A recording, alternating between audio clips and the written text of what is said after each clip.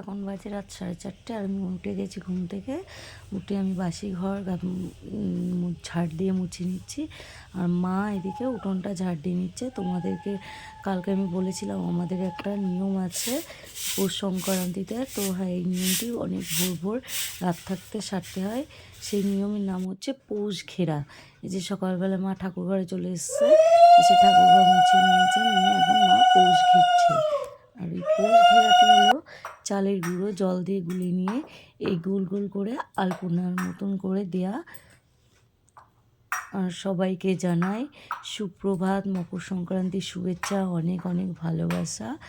আর তোমাদের কাদের কাদের এই নিয়ম আছে জানিও। আমার বাপের বাড়িতে এই নিয়মটি নেই, আমি এখানে এসে দেখেছি। এরকম মা মন্দিরে চলে এসেছে, হরি মন্দিরে, এখানে আলপনা দিয়ে দেবে।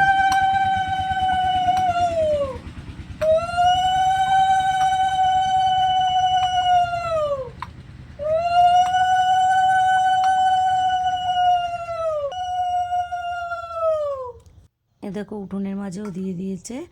আর আমাদের এখানে সবার বাড়িতেই এই নিয়মটি আছে, একে একে সব ঘরে ঘরে দিয়ে দিবে। আর আমার এই ভিডিওটি তোমাদের ভালো লেগে থাকলে একটা লাইক কমেন্ট করে যেও। সবাইকে অসংখ্য ধন্যবাদ। আরও একবার জানাই সুপ্রভাত।